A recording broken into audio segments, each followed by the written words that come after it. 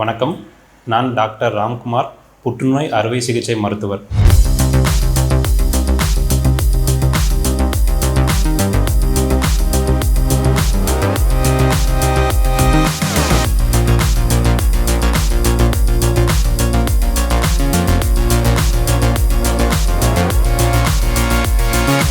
Cancer யாராருக்கு அதிகமாக வரும்?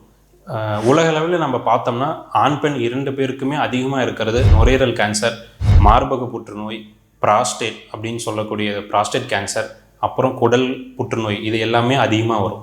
இது எப்படி நம்ம சீக்கிரமாக கண்டுபிடிச்சி பார்க்கணும் அப்படின்னா, ஆண்கிறது ஒரு சிலர் நம்ம ஈஸியாக வந்துடுவோம். அதாவது சிம்டம்ஸ் கொஞ்சமாக முதல்ல இருக்கும்போதே வந்துடுவாங்க.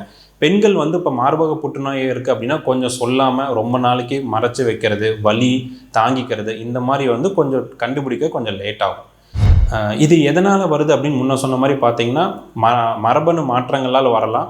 2வது நம்ம பழக்க வழக்கங்களோட வரலாம். இப்போ நான் கேட்கலாம், டாக்டர் நான் உணவு பழக்க வழக்கம் எல்லாமே நான் கரெக்டாக பண்ணிகிட்ருக்கேன், ப்ளஸ் மதுவும் நான் அருந்ததில்லை, புகைப்பிடிக்கிறதில்ல, ஆனால் இருந்தாலும் எனக்கு கேன்சர் வருது, ஏன் அப்படின்னா நான் சொன்ன மாதிரி இப்போ இது பழக்க வழக்கம் இல்லைனாலுமே நம்ம மரபணு மாற்றம் நம்ம தொன்றுதொட்டு வந்துச்சுனாலும் வரத்துக்கு வாய்ப்பு இருக்குது. 2வது தொன்றுதொட்டு வரலினாலுமே அந்த ஒரு இன்சல்ட்டிங் ஃபேக்டர்னு சொல்லுவாங்க. அதாவது அன்னோன் ரீசனுக்காக மரபணு மாறுதல் ஏற்பட்டாலுமே நம்மளுக்கு கேன்சர் வரத்துக்கு வாய்ப்பு இருக்குது. இப்போது ஆண் பெண் 2 பேருக்குமே கண்டுபிடிக்கிறது ரொம்ப ரொம்ப முக்கியம். அதாவது நம்ம மரபணு மாற்றங்கள் நான் சொன்ன மாதிரி மரபணு மாற்றம் ஏற்பட்டதுலேருந்து எப்போ நம்மளுக்கு ஃபஸ்ட்டு சிம்டம் வருதோ அந்த கேப்பில் நம்ம கண்டுபிடிச்சிட்டோம்னா குணப்படுத்துகிறது ரொம்ப ஈஸி.